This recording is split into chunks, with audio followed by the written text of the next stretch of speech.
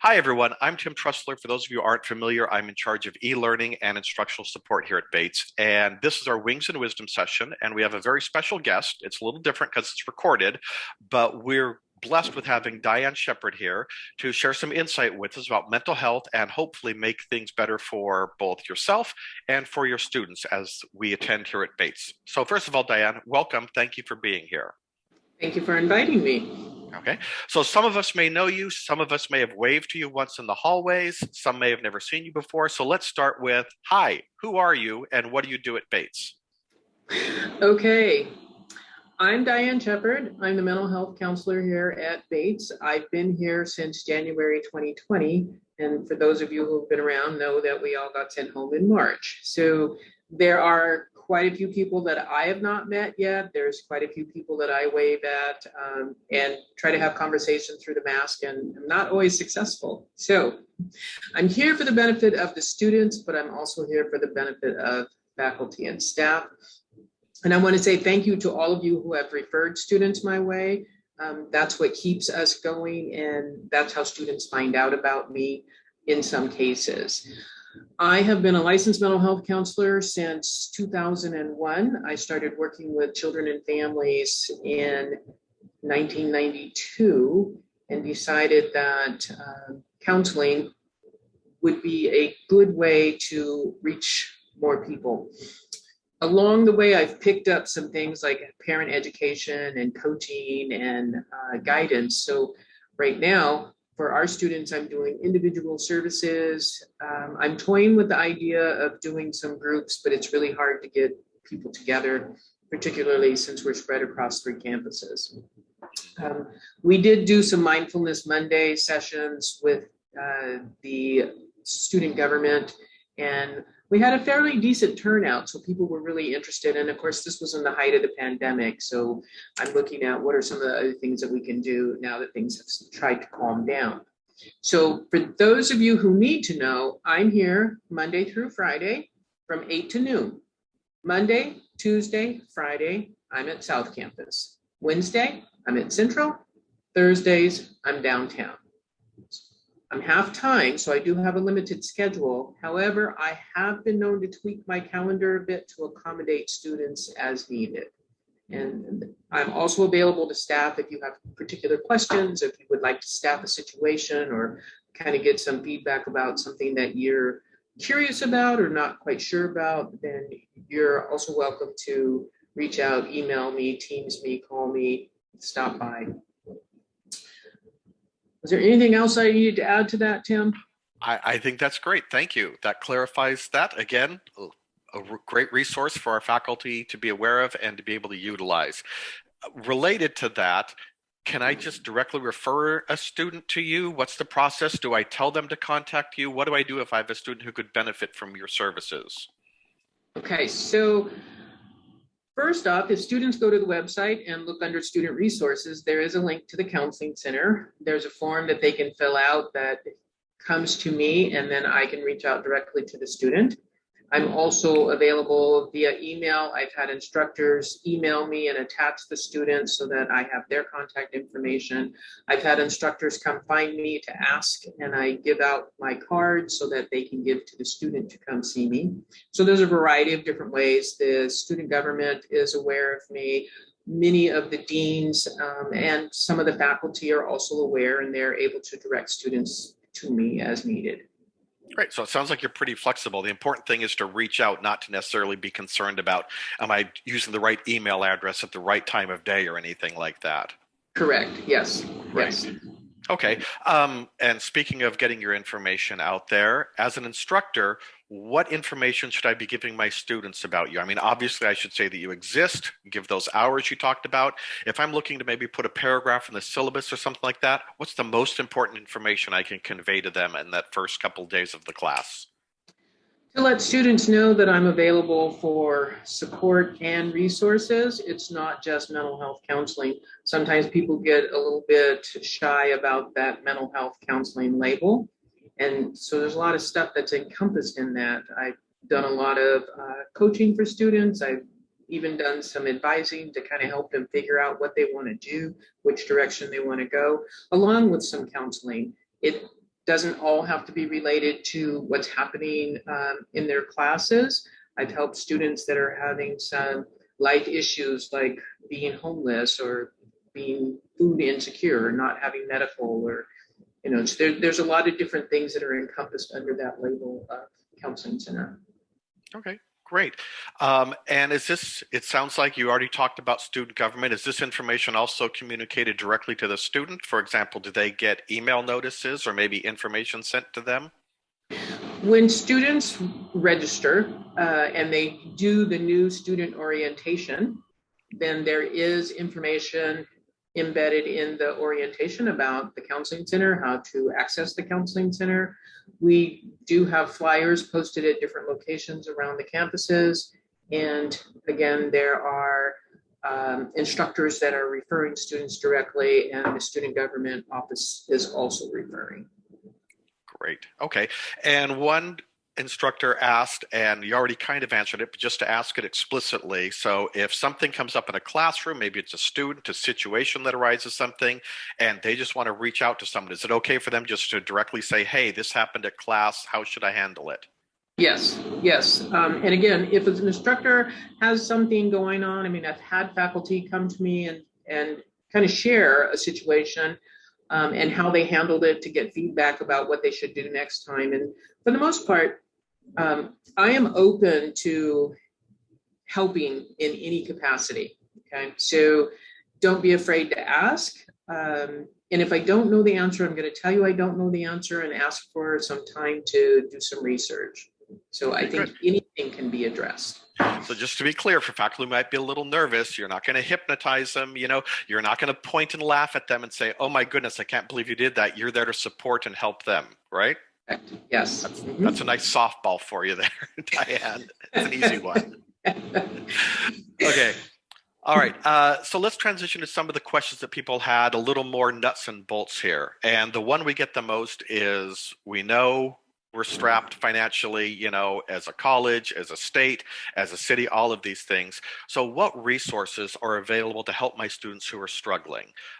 Either Bates resources or community resources? Right. So it really depends on what your student is struggling with. So food insecurity issues, Bates has the food pantries that are available for students. They can get lunches available. Community resources, there are a plethora of resources, and we will provide some links under the in the library. There is a LibGuide for the counseling center that has some local resources, state resources, national. There's also a SharePoint with mental health resources, and we'll include a link for the Associated Ministries. They have a community resource guide.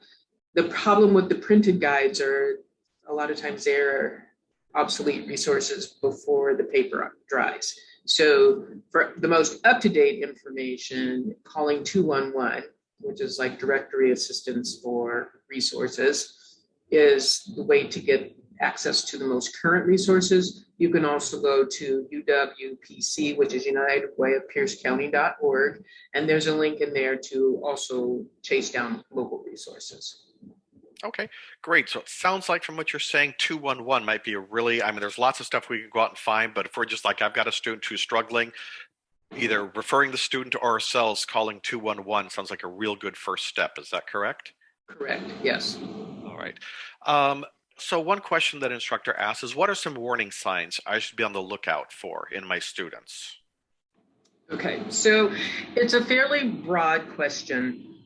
So what comes to mind for me is when you have a student before you, anything that is out of the ordinary, that can be a warning sign. So if you have a student who's typically an excellent student and all of a sudden they start drowning, then that's the time to intervene and find out if there is something that you can do to offer support. If you have a student who all of a sudden is absent and you're not able to connect with them, then that too could be a warning sign. So it's going to be different with each individual, but paying attention to behavioral patterns and any significant changes may be a early warning sign for you to be aware of.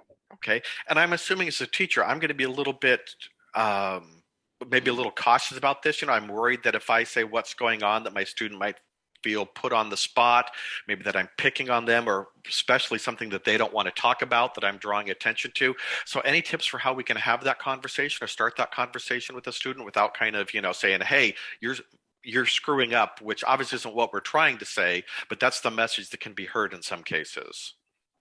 So as the instructor, you have probably the most contact with that student in a given day.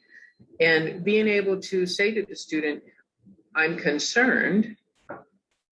I've noticed that you're missing a lot of class, or your assignments are not up to your usual standard. What can I do to help? Because then that invites the student to share, if they are open to doing that, without feeling judged or without feeling like you are coming down on them. Great. All right. Thank you, Diane. Again, broad questions. Our teachers like broad questions, apparently. So a nice broad question for you. How can I make my classroom more inclusive and lessen the stress on my students? Okay. So this is an extremely broad Really question. broad, yes.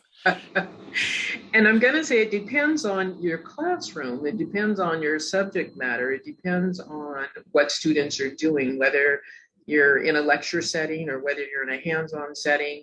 I think being mindful that you have students from all different walks of life, and one size does not fit all. And so being able to adjust things within your class, getting feedback from your students, asking your students if there's something that they would like to see different in the classroom, or something that they can contribute, or what would make it easier for them.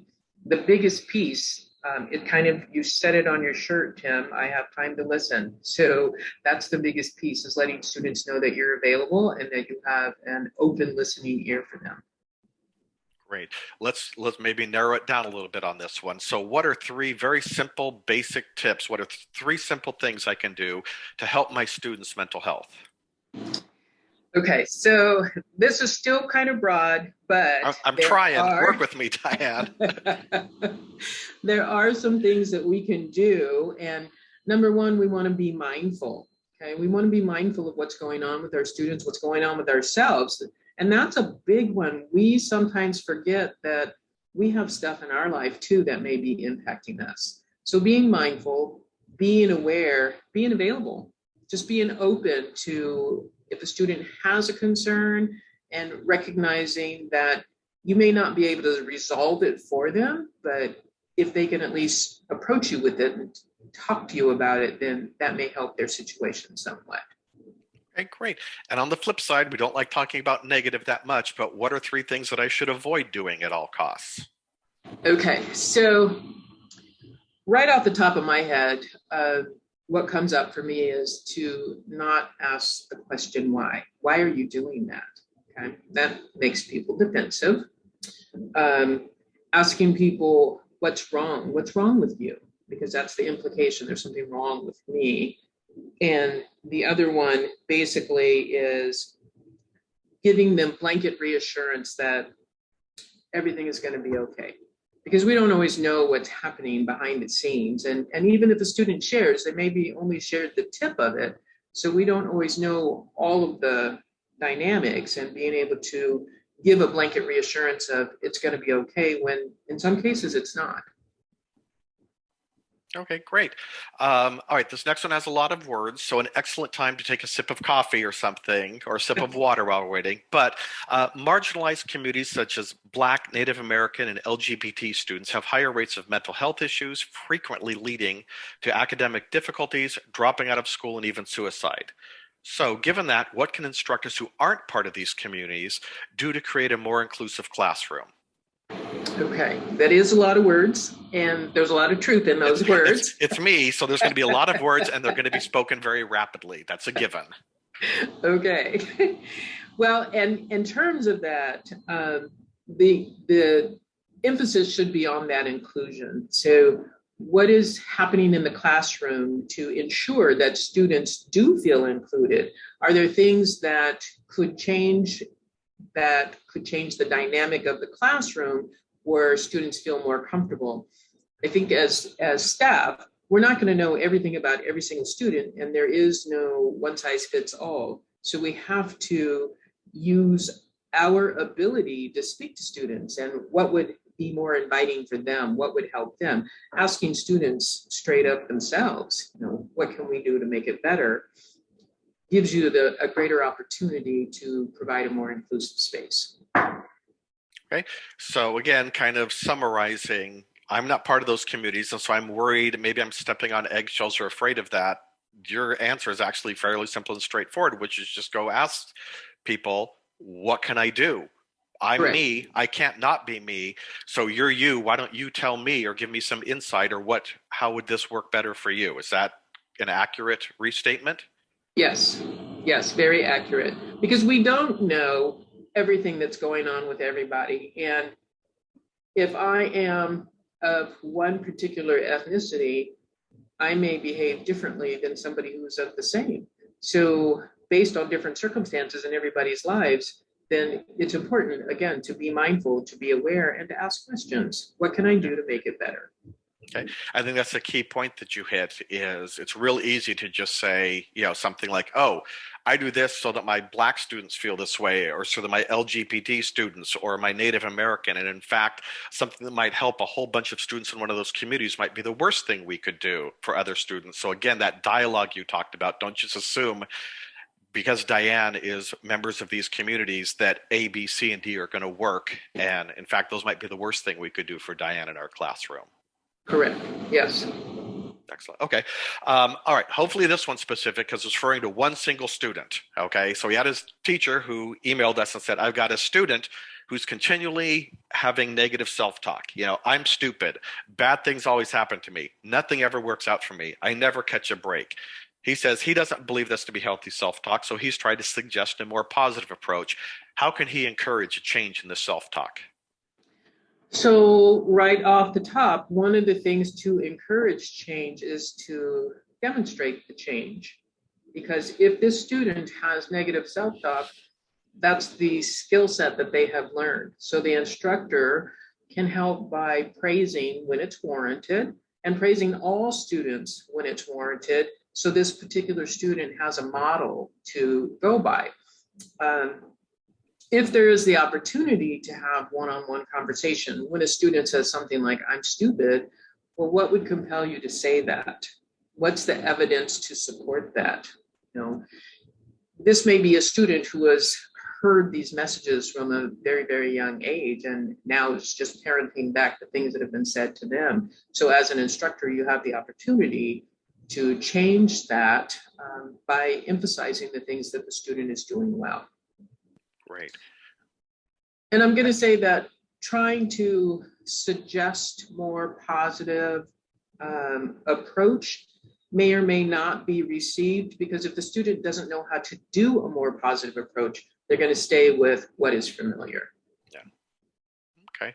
Excellent. I mean, I am not a mental health expert, be the first one to admit that, but I have done, I've been a camp counselor for almost 10 years now with foster children.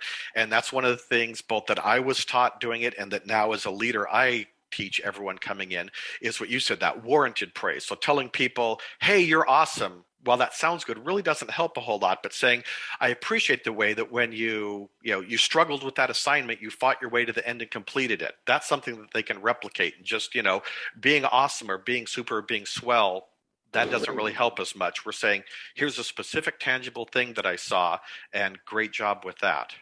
Yes, exactly. Excellent. Okay. This is from an English instructor, although I'm sure others have a similar question.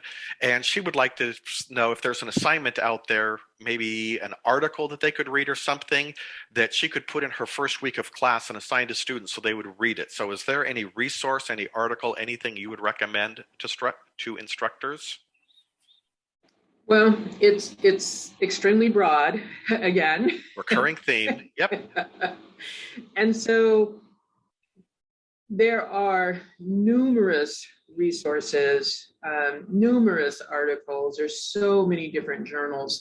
And from my perspective, the easiest way to answer this question is if the instructor could reach out, email me, and kind of give me a little more detail about what specifically they're hoping for, what's the outcome. Then from there, I can work my way backwards and come up with some very specific information that may be helpful. Good. Okay, great. And I know, yeah, that is something that some faculty have talked about, is the ability to put some resource in front of them as an assignment so that at least hopefully it gets read. So we'll have them narrow it down a bit. Again, our recurring mantra, be specific and reach out to you. Okay. An instructor asked, how do I deal with people who are not connected with the college, who are clearly in some form of distress and who need help? Does he have any responsibility to help them and assist them, or is it just his job to call campus safety and have them removed? And again, this is a situation that, without having real specifics, it's hard to say what to do in what situation. So right off the top, I'm going to say whatever the campus protocol policies and procedures are, that's what should be followed. If there is a situation where clearly this person is at risk to self or others, then that to me is a 911 call, particularly if they're risk to others. And if it's a situation that a simple question of, can I help you with something, that may diffuse the situation, then if it's within campus guidelines, I think it would be okay, because we do feel compelled to help people depending on circumstances. And to walk away from a situation, then having a standard answer to be able to ask someone, is there something I can do to help? If the response is no, then you can go on about your way. But if the response is yes, I need, figure out if it's something that can be done, again, within campus protocol. Okay, excellent. So we're down to our last couple of questions, and some instructors cheated, and they were supposed to send in questions about students, and they said, yeah, I don't care, I've got a different question. So we had a couple of instructors say, hey, this is awesome and wonderful, we want this, but would you mind doing another session for instructors? So I got you on the spot, we're recording. Hey, Diane, would you mind doing a second session next quarter for instructors? I think that would be awesome. I think it is very important at this point for instructors to have a place to process, offload, whatever the case may be, to have that external support so that they can be fully present for the job that they have. Being an instructor, being a faculty, it's a really tough job. You've got a lot of things that you're juggling. And so if you have the support that you need behind the scenes, I think it makes your job easier. So yes, I'm totally open to that. Wonderful. Well, we'll hold you to that because now I have it recorded. So that's awesome. I'll just send the clip to you where you agreed to it. In the meantime, maybe just a quick bit of advice or something for the instructors. We hear a lot of stuff get bandied about, maintain your work-life balance. You need to take time for yourself. You need to practice self-care. And I know that means you're going to yell at me for being broad, but too bad. I know it means something different to every single person, but what advice would you give the faculty who's really struggling right now, maybe facing burnout or being pulled in 57 different directions as an instructor and a mental health advisor and registrar and advisor? So what advice would you give them before you get to talk to them in depth in 3 months? Okay, so right off the top, I'm very biased when it comes to work-life balance because I don't believe in that it exists. I really believe in our society that we spend a lot of our day at work. So it's hard to balance much of anything else when you factor in sleep. So work-life balance is an anomaly, I think, in most cases. And if you're not practicing positive self-care, and self-care to me is anything that you engage in that helps you feel good. So for example, one of the things that I like to do is adult coloring books. And part of the reason I like to do them is finding one with lots of detail requires me to be present in that moment with the task that I'm working on. Now, I may only get a portion of it done before something else calls my attention, but in that moment, self-care for me is being 100% present for myself. So if there's a task, if there is a hobby, if there's an activity that you particularly enjoy doing, try to find ways to incorporate more of that into your life, just in terms of self-care. Self-care means different things to different people, and you have to define for yourself, what do you enjoy the most and what brings you the most satisfaction. Awesome. Thank you so much. So we've made it through the questions. I think sometimes there's a ton of information that was presented and listeners' heads can be spinning. So I'm going to put my listener hat on. I think what I heard over the last half hour or so was, first off, make the students aware of the services, and feel free to reach out myself to you. So make students aware of the services available. The number one thing that I can do is, be aware, be there for my students, be non-judgmental, be open, be available. And then if I send questions in, make sure that they're specific. That was a big one that we heard. But other than that, is there anything that you want to add as a final word? Does that kind of summarize what they should have gotten from this? That pretty much summarizes very well, Tim. And the be specific part, don't worry about that too much, because you can send me an email and you have a broad question, I'm going to shoot some questions back to you, because sometimes we don't know what specificity is. Yeah. And if I'm not quite sure what it is that I'm looking for, but it falls under this realm, send me the question and I will send back clarifying questions, and then we can neck it down to help. That's great, because a lot of times as an instructor, I don't have the vocabulary maybe to describe what's going on. So I can just say, I've got a student in distress, or I've got a student who's struggling, and then you can follow up in the reply and go, okay, did you notice this or this or this? And maybe give me that dialogue, give me that vocabulary to express what's going on more effectively. But again, the important thing is that initial reach out to just say, hey, I think something's going on here. How can I help my student? Yes. And I want to add one little caveat, Sure. which is very important from my perspective and all the years that I've been practicing. And I started out in the preschool mental health arena, and I've worked my way up. So I've contracted with Department of Children, Youth, and Families. I've contracted with Department of Corrections, Puget Sound ESD, a number of small foster care agencies. In addition to doing insurance and military families, domestic violence perpetrator treatment. So there's been a lot of different populations that I've worked with. One of the themes that comes through a lot is trauma. And we all have had trauma of some sort. Now, some of us may have more resilience than others, so we've been able to respond to it differently. But when you are in front of your students and students escalate, sometimes that's a trauma response. They're not being disrespectful, they're not being rude, they're not being aggressive, they're responding out of a place of fear. As an instructor, be mindful of your own traumas and try not to engage and match the level of energy of the other person. Okay? As an instructor, be mindful and bring your own energy level down. That's probably one of the best things that you can do for yourself and for your classroom. Great. All right, Dan, thank you very much for your time.